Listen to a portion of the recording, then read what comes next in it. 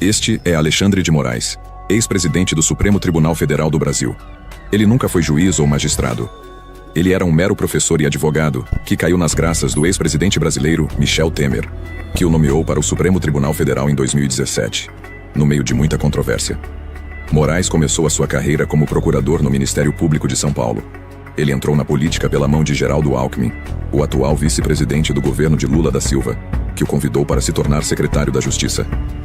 Ele foi depois escolhido pelo próprio Lula da Silva em 2005 para integrar o Conselho Nacional Brasileiro. Com sua popularidade crescendo e com contatos privilegiados na política, Moraes abriu o seu escritório de advocacia em 2010, através do qual defendeu casos envolvendo políticos e funcionários públicos.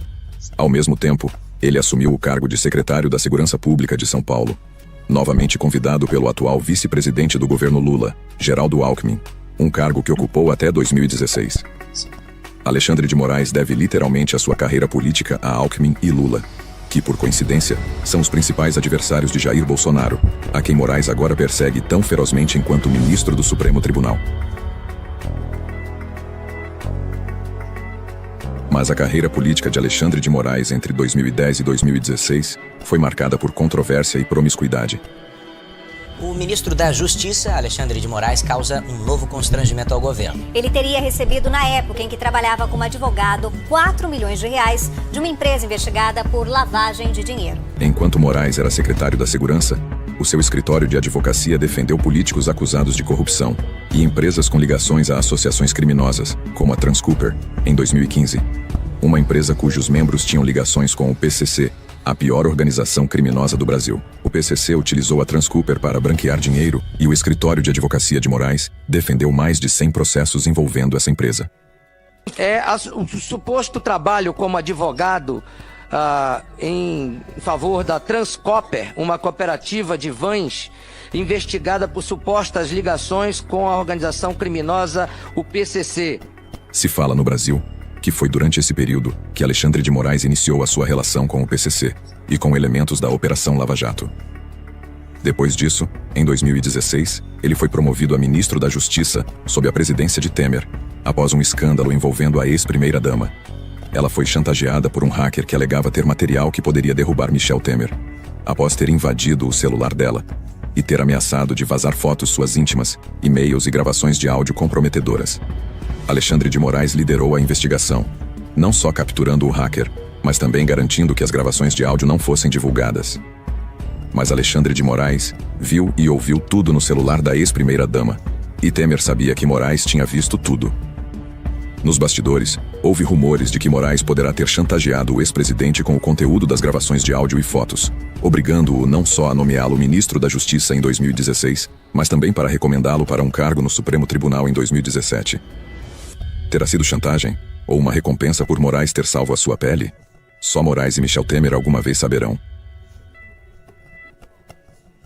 Mas mesmo a sua nomeação como juiz do Supremo Tribunal foi envolta em suspeição, quando Alexandre de Moraes assumiu o cargo deixado vago por Teori Zavascki, o seu antecessor, após o seu estranho falecimento. A sua morte foi noticiada como um acidente, após a queda do pequeno avião em que ele viajava.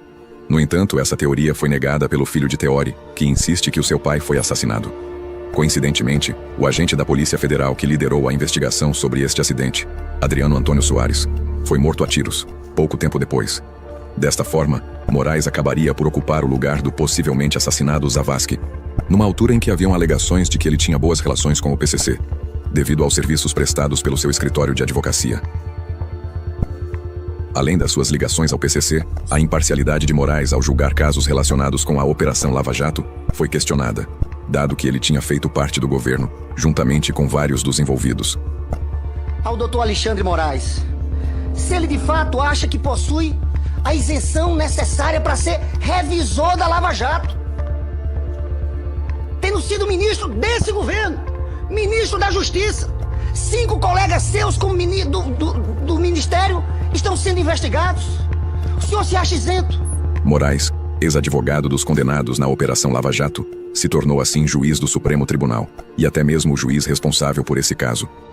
Não foi surpresa ver que várias pessoas indiciadas nesse escândalo estivessem presentes na sua tomada de posse como ministro do Supremo Tribunal. ministro Alexandre de Moraes tomou posse ontem no Supremo. Ele assume também a função de revisor das ações da Lava Jato. Ana, ontem na posse estavam muitos políticos, incluindo vários citados na Lava Jato. O que é certo é que Moraes se tornou juiz do Supremo Tribunal, sem nunca ter sido juiz, subindo na política graças àqueles que estão atualmente no comando do governo brasileiro, Lula e Alckmin. No dia em que assumiu o cargo, Moraes jurou defender a Constituição. Prometo, bem fielmente, cumprir os deveres do cargo de ministro do Supremo Tribunal Federal, em conformidade com a Constituição e as leis da República. No entanto, o que o vimos fazer desde então é precisamente o oposto. Ele iniciou uma perseguição política contra Bolsonaro e os seus aliados, com censura, graves violações dos direitos humanos e até mesmo fraude eleitoral com interferência estrangeira.